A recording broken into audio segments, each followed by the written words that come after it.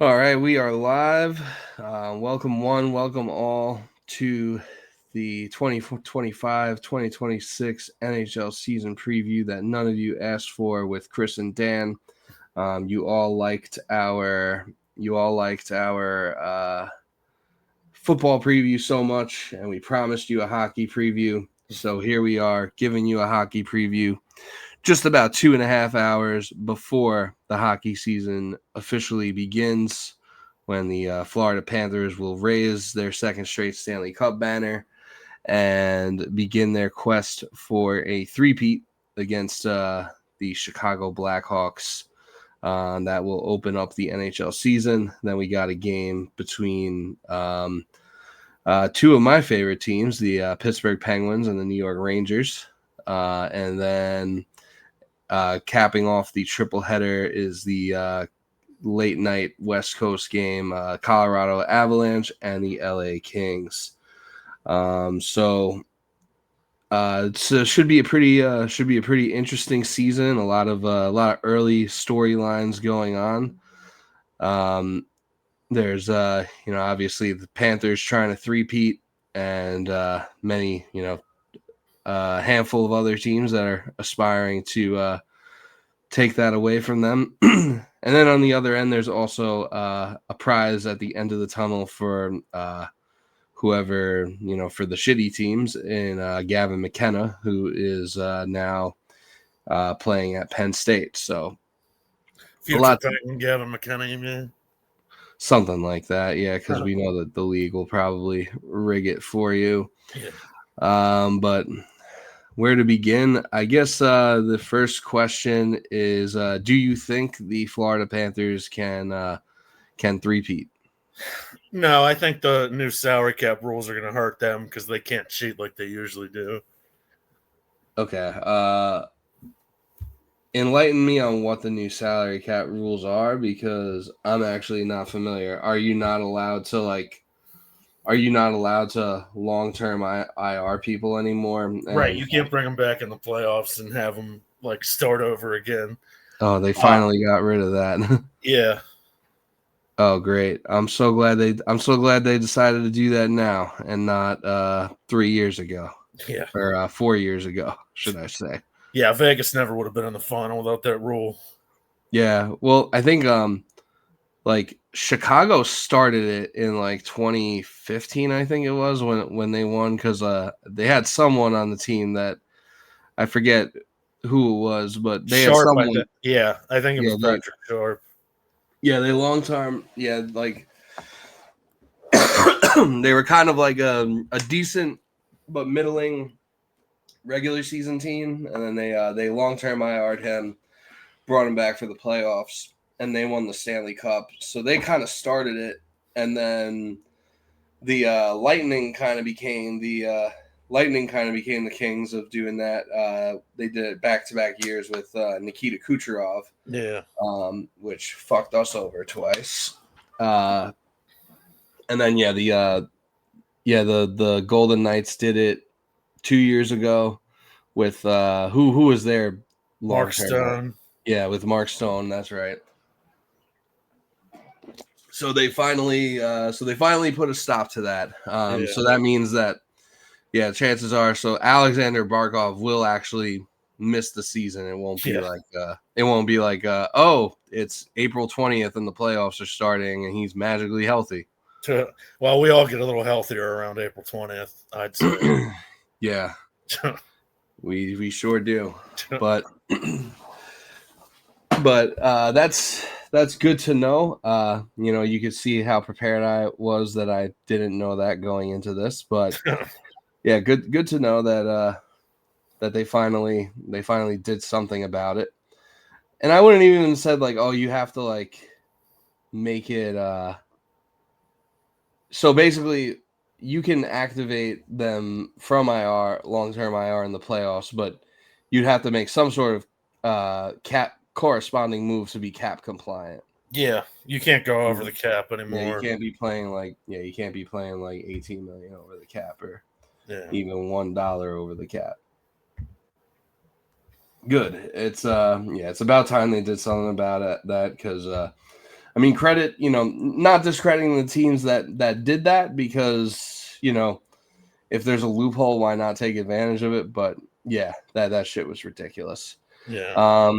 Yeah, I think it'll be very hard for them to three-peat personally, because it'll also be going back to a fourth straight Stanley Cup, and yeah, to play hockey like 8 or 9 months of every single year, just seems like it's really hard to do. So yeah, so I feel like they would have a hard time. They would have a hard time getting it back. Getting back a fourth straight time and Right. winning it. But at the same time, if you look at the Eastern Conference, it's like kind of unserious at the moment. So like I feel like maybe they could, because who in the East is really stopping them? Like Yeah. Carolina, I don't know. We've fallen for that. Plenty of times. I mean, Washington, I don't know. I feel like last season was. I think they'll be back in the playoffs, but I feel like as good as they were last year was a little fluky. Yeah. So I don't know about them. I mean, the Rangers, I don't know. I think the Rangers will be better this year with with Mike Sullivan at the helm, but still don't think I still don't see them going to like the Stanley Cup Finals or anything like that. Hopefully, I'm right about that. If there's one team that I think could maybe do it, maybe it'd be the Tampa Bay Lightning, because they seem to have they went to 3 straight cups, and then obviously they like kind of ran out of gas, but they seem to have done a pretty good job of like retooling their roster, getting a little younger, and adding like some good free agents like Jake Gensel to the team and stuff like that. So maybe they could do it. Although I believe they have lost to the Panthers like the past 2 years in the playoffs. Yeah, there just aren't a lot of teams in the East that I feel like can really stop the Panthers. So while it would be hard to do it a 4th straight time, I feel like the avenue and the possibility is there for them.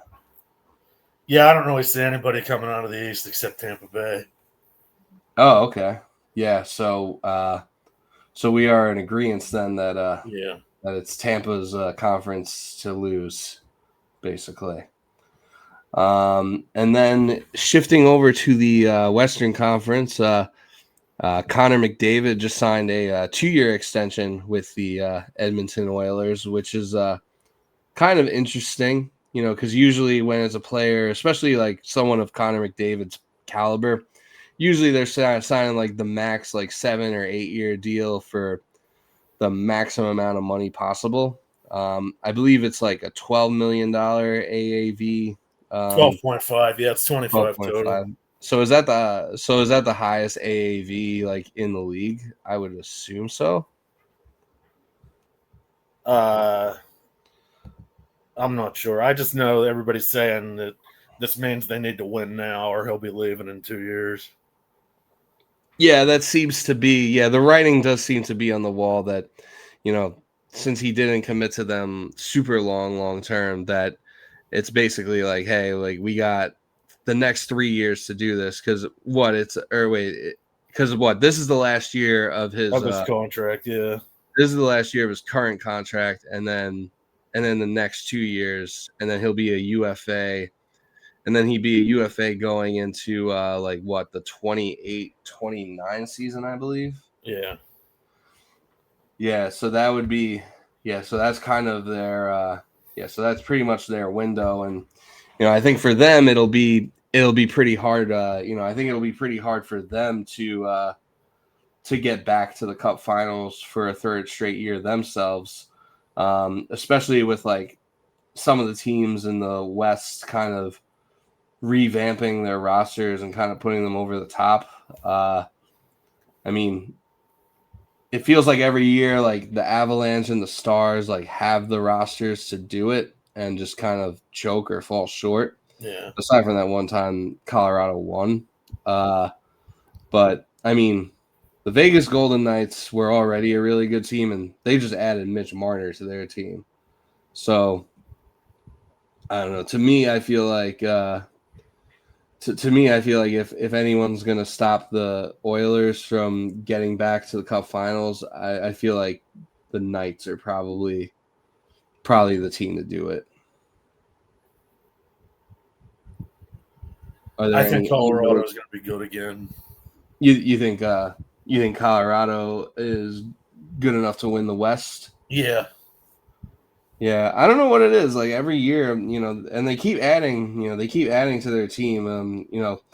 They now they got Brock Nelson under contract extension as well. Thank you for the draft picks, and thank you for Cal Ritchie.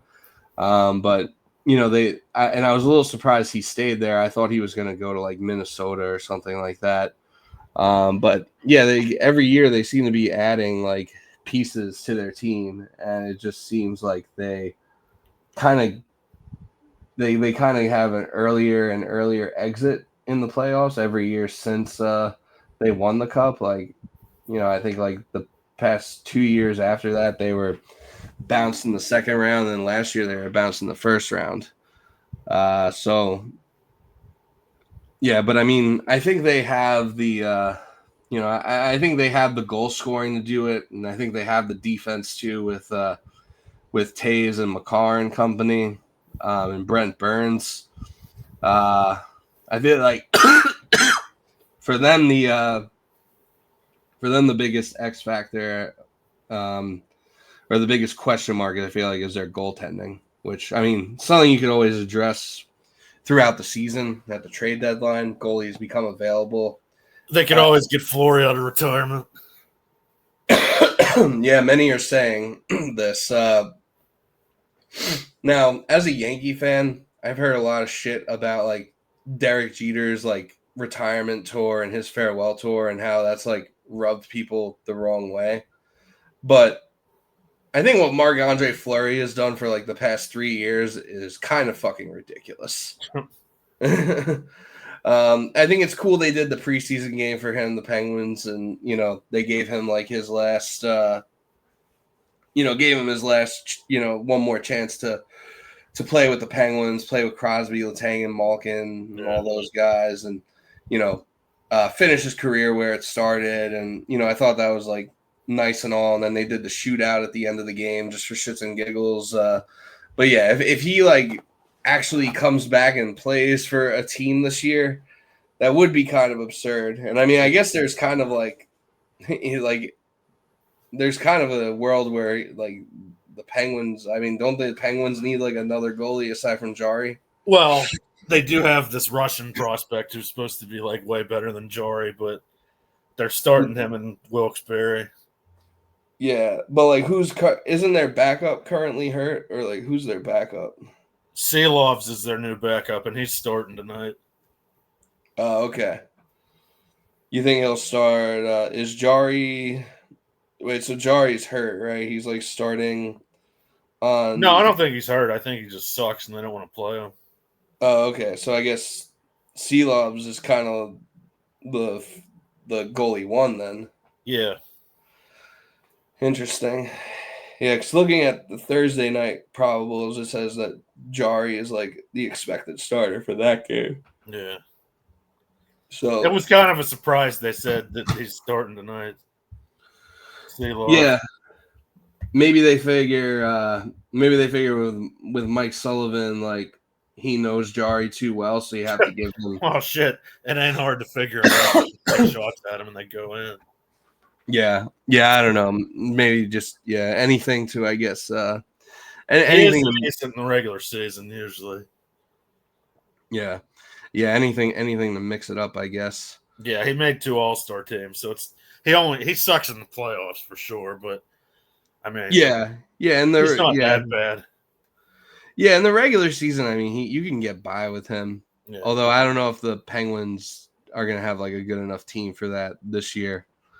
Should we get into it with the Penguins and the Islanders, since those are our respective teams? Sure. Top 5 pick in the draft is what we're going for.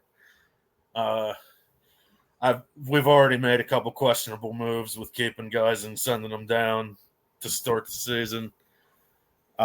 Caleb Jones is one of our top left defensemen, and he's really bad. Like, Yeah, I was about Seth to say, Jones isn't too bad, but like his brothers stink. Yeah. Yeah, it seems like the Penguins.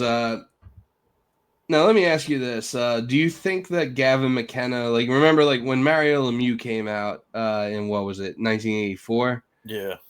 When he was drafted, like, it pretty much seemed like unless you were like one of the teams that was competing for a Stanley Cup, like, you should just be tanking for that guy. Do you think Gavin McKenna is like that type of prospect? Or do you No, think I he's think like, he's pretty good, but he's not at a level. He's not at Lemieux and Gretzky's level. yeah. I think yeah, I mean, he's the best prospect since Connor Bedard a couple of years ago, and Connor Bedard hasn't exactly lived up to like the hype that was surrounding him, at least not so far. But it seems like he's that type of, because like when the Islanders won the draft lottery this year and they took Matthew Schaefer, which which I'm pretty excited about, but everyone was kind of like, oh, we won the lottery a year too early, like let's try and win it again. So it seems like we're kind of two teams in similar situations right now, where we're kind of rebuilding or retooling. We're trying to get younger. The Islanders have like a new GM this year, so it's like kind of like a whole new regime. We'll see if Patrick Waugh is we'll see if Patrick Waugh survives the whole season or if he's the coach beyond this season. Because there is a chance Matthew Darsh might want to bring in his own guy, but it seems like, I think that when he took the job, I think there was too much to do in one offseason to also fire the coach and like find a new one. So I think they were just like, all right, like we'll just stick with Waugh for like another year. But I could see the Patrick Waugh experiment ending after this year, which I like Patrick Waugh. Like, he's like funny. I get a kick out of him. Yeah. Not sure how good of a hockey coach he is. It seems like everywhere he goes, he kind of, like, I think he's like a hard ass and he's like old school, but it seems like everywhere he goes, he kind of pisses everyone around him off in the process. And you've kind of already seen a little bit of that with the Islanders. I mean, there were all sorts of rumors last year that him and Lou Lamoriello didn't get along, or weren't seeing eye to eye on certain things. Like, there were a few times in like press conferences where Waugh like kind of threw him under the bus. He'd be like, well, I'm just playing the roster that Lou gave me, pretty much saying these guys suck. And, if it was up to me, and, he's had some qualms with like individual players too, like Anthony Duclair and stuff like that. So my expectations for the Islanders are pretty low. I'm kind of just excited to finally see this team get a little bit younger and see some of these prospects, like see Matthew Schaefer play. I will be in the building for his NHL debut Thursday night in Pittsburgh. So I'm very excited about that. I'm excited to watch him. I'm excited to see Cal Ritchie, although I don't believe that he made the I don't believe he made the opening day roster. I'm pretty sure he didn't. So they're starting him, I think, in I'm actually looking right now just to double check. Or yeah, he's like he's on like the injured or non-roster reserve, I guess. So Cal Ritchie not starting, not starting the season in the NHL, but that's okay. We should have him. We should have him soon enough. Yeah, I mean, I feel like it's another, year where we're probably going to be pretty mid, if not even maybe even a little worse. Because I mean, the Islanders weren't even really that bad. I mean, both the Islanders and the Penguins were basically right around NHL 500. Like, Yeah. I think we had like 35 wins, 35 losses, and 12 overtimes. And I think you guys were like 34, 36, and 12. So pretty much around the same team. I expect both teams to probably get a little worse before they get better. Yeah, this is definitely the draft lottery to win compared to the last one. And I mean, there's multiple ways you can go after you win it. Like, especially like, I don't know. I remember the hype around Crosby, and it felt like we were going to win it, honestly, the whole time. And the Islanders just kind of randomly won the draft lottery. And like, hopefully you don't. I mean, obviously they didn't do what the Penguins did, which was go out and sign a bunch of free agents, and like they were all so old that we sucked and that finished last again. Yeah, well, then you took, didn't you take Malkin, or you took Malkin before Crosby? Yeah, Like, we got Jordan Stahl after with the number 2 pick. yeah, yeah. I mean, we did not really sign any old free agents. I mean, we signed Jonathan Drouin, but I think he's like in his late 20s or early 30s, so he's not exactly, yeah, not exactly like what the Penguins did as soon as they like drafted, as soon as they drafted Crosby. Yeah. As far as whether or not, as far as whether or not either of these teams are really bad enough, and I mean the fact the Islanders won the draft lottery last year was kind of a miracle, and I kind of think that it may have been the league's way of saying sorry for taking the All-Star game away from us, because there was this whole conspiracy, I guess, and I mean I kind of believe it just because like the NHL never really does anything nice for us. And I don't blame them. We're not like, we're not like even though we're in New York, we're not a big market team. Like we're like, if there's one small market team in New York in any sport, it's the Islanders. Like in the grand scheme of things, like no one really cares about us. It's all about like the Rangers and the Knicks and like Yankees and Mets in New York, pretty much. So they don't really, so the Islanders can kind of fly under the radar. And yeah, the league's not exactly trying to, market us on national TV or, trying to bring us back to relevancy because we're not really a big moneymaker for them. Even with like the new arena and all that stuff. But I pretty much like the whole conspiracy is that like, so they announced like we were supposed to have the All-Star game this year, and then they announced that there wasn't going to be an All-Star game this year because of the Olympics. And then the governor of New York, Kathy Hochuli or whatever her name is, or Katie Hochuli, she like wrote a very angry letter to Gary Bettman, basically saying like, oh, this is like a big missed opportunity for like the NHL and like the state of New York and like the Belmont area and Queens, Nassau County, all this stuff. Like, she really like laid into them. And then like a day later when they did the lottery, we had like the worst odds to win it and we ended up winning it. So yeah, I kind of believe that they threw us a bone there. Now, we just gotta take advantage of it, and I don't know. We gotta create some sort of other scandal that makes them give us the number one pick again. But as for who, do you think that the Penguins are realistic contenders for Gavin McKenna? Oh, looking at their roster, the way they put together, especially the opening night roster, yeah. Especially with the way the defense is stacking up, it's going to be Letang and nobody, just like it's been the past couple of years. Yeah. Yeah, I was gonna say, are there like any other teams that you think might be like worse than you guys? I Like can't think of any off by hand. who could compete? Who could compete for the Gavin McKenna sweepstakes? Like, are the Sharks finally? Are the Sharks finally like good enough with like then because they got like Celebrini and now Michael Misa, adding him to the Yeah, I think they have enough pieces to be mediocre. Yeah, like are they finally good enough to be like solidly mid where they won't win the lottery? Yeah, I think Chicago might still have a chance. Yeah, Chicago might still have a chance at it. I'm just looking at like rosters now. The Seattle Kraken look pretty bad. I could see I could see them being in the running for it. And maybe they're like, oh, we want to like. Maybe they're like, oh, we didn't get. We couldn't really get this team up and running the same way Vegas did. So maybe they want to throw them a bone.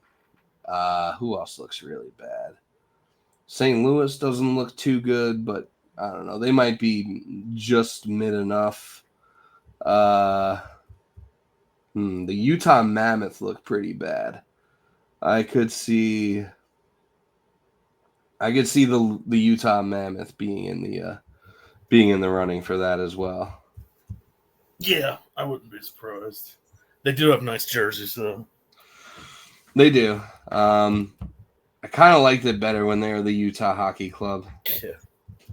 I don't know. Mammoth's kind of a lame name, but yeah, the jerseys are at least all right. What else? So predictions for the season. Who do you think wins like the major? Who do you think wins like the major awards? Like I guess we could just do like the Hart, Calder, and Vezina. So like MVP, Rookie of the Year, and best goalie. All right. I think Cal McCarr might win the Hart Trophy this year. Oh, that's an interesting one. That would be sick. When's the last time a defenseman won the Hart? Yeah, it's been a while. Yeah. I am gonna pick. I'm gonna pick Kirill Kaprizov to win the Hart. Coming off, Is he gonna be able to skate with all that money hanging out of his pockets? I think he'll be all right. But yeah, I got Kaprizov winning the Hart. I got Michael Misa winning the Calder. Yeah, honestly, I don't know too many rookies. Let's see. There's Michael Misa. The favorite to win it is Ivan Demidov from Montreal. But I don't know. I feel like of all the players that got drafted, I feel like Misa is like the most NHL ready and probably like the most ready to like hit the ground running. So I'm gonna go with Misa. Who do you think wins the Vezina? I kind of think it's just gonna be Hellebuck again. Yeah, I can't think of anybody else that's gonna do it. Yeah, I mean Hellebuck's the favorite, and then like the other top two guys are like Shesterkin and Vasilevsky. Yeah, I'll go Vasilevsky actually because I think Tampa Bay is going to rebound this year. Yeah, has Vasilevsky? He's won a Vezina before, right? I think he has. Okay, yeah. So that could be, that could happen. But I'll stick with Hellebuck.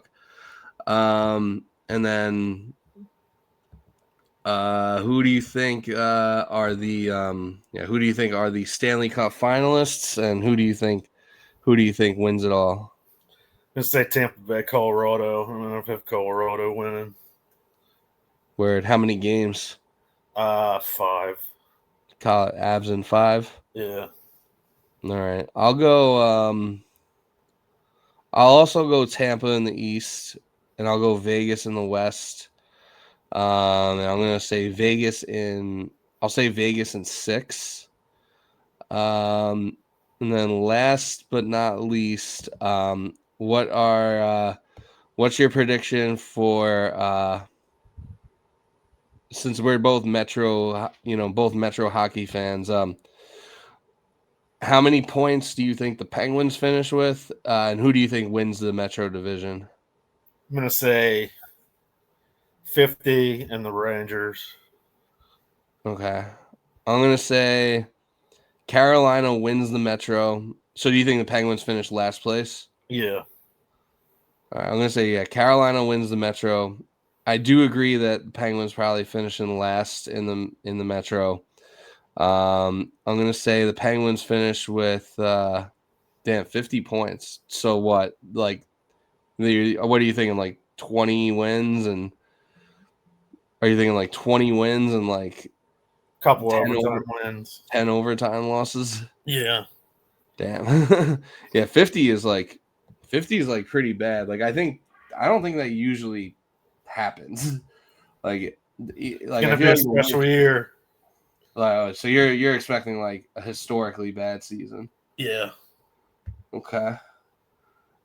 Yeah, I'm trying to see like the Blackhawks I think were one of the worst teams. They won 25 games. So they finished with like the Blackhawks last year finished with like 61 points. I'm trying to see who else lost a lot of games. Like San Jose won 20 games. They finished with 52 points. But yeah, I think they'll be improved. I think the Penguins will finish with 68 points. I think the Islanders finish with 79 points. Carolina wins the division.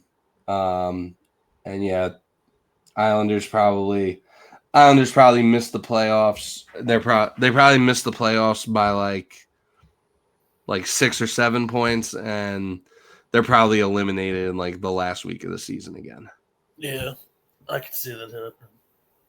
Yeah, and so are you picking the Penguins to win the Gavin McKenna sweepstakes? Yeah, I'll go out on a limb and take that. Yeah, I think I will too. I think that they have potential to be one of the worst teams in the league this year, and I think that the league likes the Penguins enough and probably wants them to be good again and give Crosby a chance to win something in his Make the Penguins great again in his last few years. How many years you think